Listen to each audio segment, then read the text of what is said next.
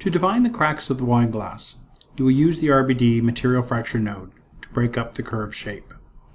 You will set up 2 impact points to focus where the shattering occurs. An exploded view will let you preview where the fracturing is taking place. You can then use the bullet to smash the wine glass. This will involve setting up the RBD Bullet simulation. So we currently have the wine glass, the wine which is hidden in the bullet. We're going to select the wine glass here, and we're going to go up to the Simple Effects shelf up here, and we're going to click Simple Fracture. Now it then asks for a collision object, which we can select this bullet right here, and we're going to press Enter. Okay, so this, if we go to the bullets over here, if we go here to the collision object, we'll see the bullet, but it doesn't move, so we don't need to worry about that.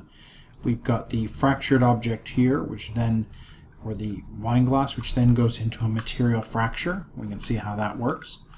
Now, material fracture by default is set up for concrete, and we want to change that to glass. So that will take a little bit extra to calculate. Now, you notice that the glass is fracturing at this point up here. We sort of want it to be a little more dead center here. And so we need to control this a slightly different way. So what we're going to do is we're going to move these 2 nodes up here a little bit. Move this one up. And we're going to put in an add node. And the add node will allow us to make a point. And we're going to put that point at -1.75, 5, and 0. And if you look at that here, you'll see that point is actually sitting right there in front of the wine glass. Now, we're going to feed this into the 4th little dot here on this node. Now, if we want, we can escape that right now. Go to here, and we're just going to go Impact Points. We're going to turn off Scatter Points, and we're going to turn off Input Points. And it will do a little bit of thinking, and it should show us what we're hoping for, which is, yes, there's the add node right there, and right in front of it is the central circle of the impact. So that's working really well. Now, one of the things we can do, these things are taking a little time to calculate, so if we want to, we can change this to manual. What this will allow us to do is, for instance, we can add in a second point, and this time we're going to go 1.75, 5, and 0. And now we see that we have them on both sides. Okay?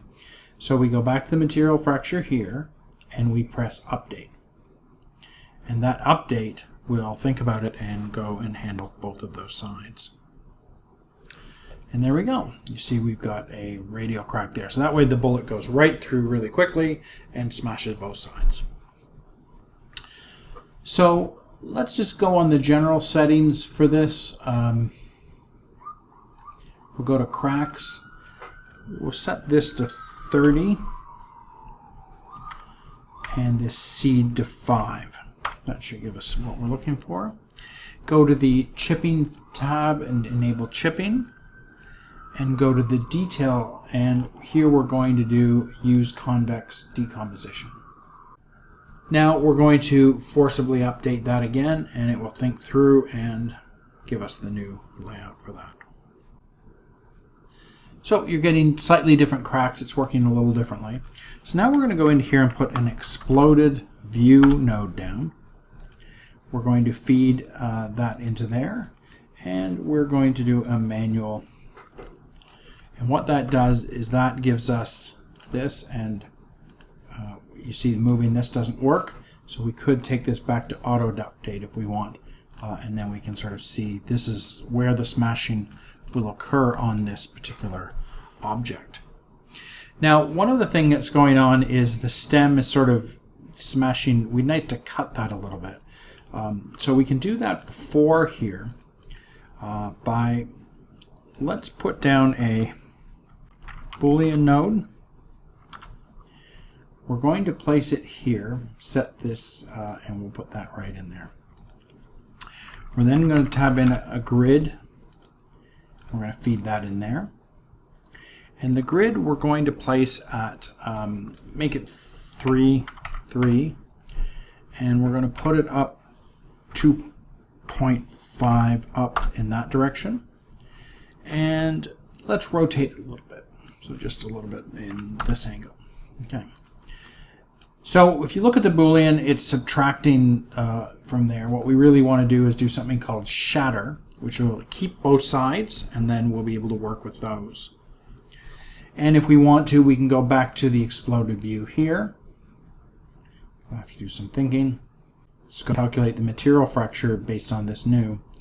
And now we can go in and we can see there's a clean cut there in addition to the other cuts that we had. And so that just gives us, you know, as it smashes in there, things will fall a little nicer.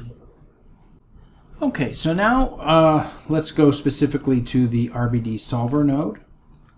So we'll set that up. And if we currently press play on this, you'll see that the glass just falls into nothingness. So what we really want to do is, in this case, is we want to get the collision tab and we want to put a ground surface on. So we're going to put a ground plane there.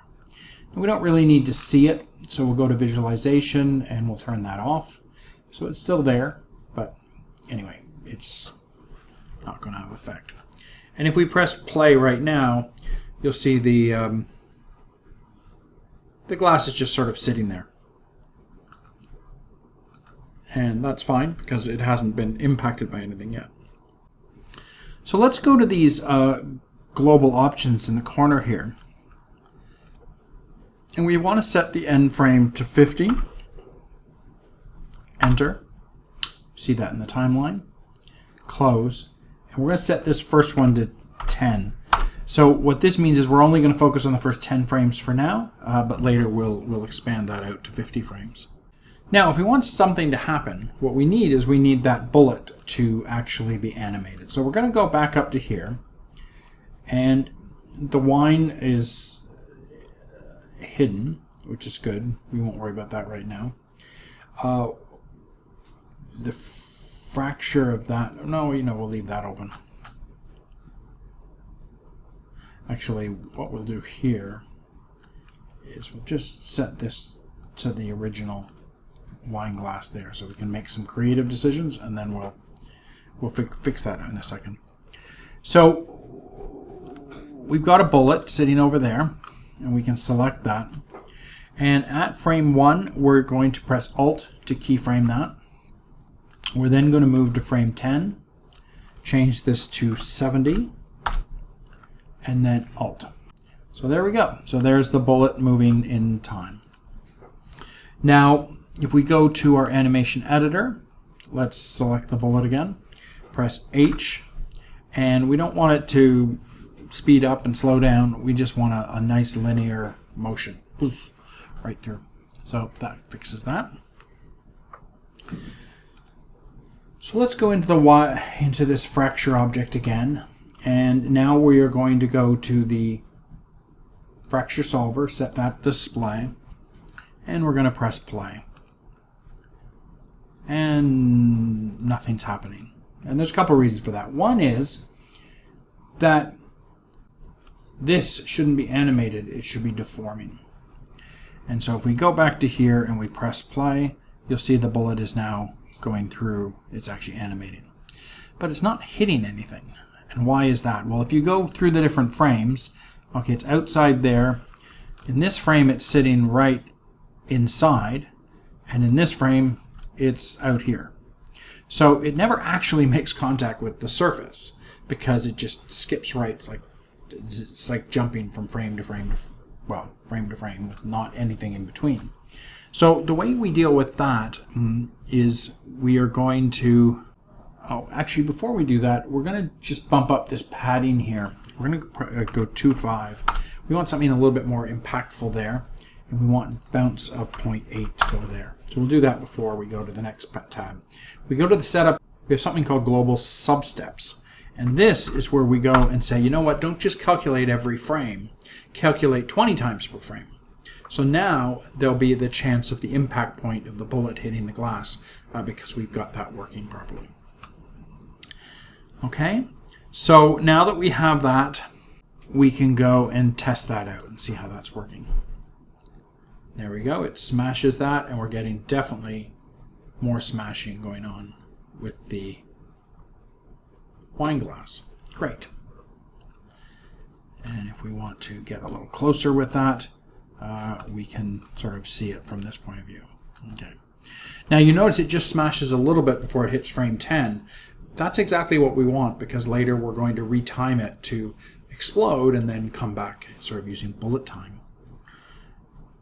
Now if we go to the this RBD configure, we notice that if we scroll down, you get physical attributes. It's still acting like concrete, so we want that to be glass, and we want user bounce of 0.8 and a variation of 0.3. Okay, and that will give us a little bit more impact with this as well. So we can go back and say let's resim that, and it's going to come through, think its way through, and there we go.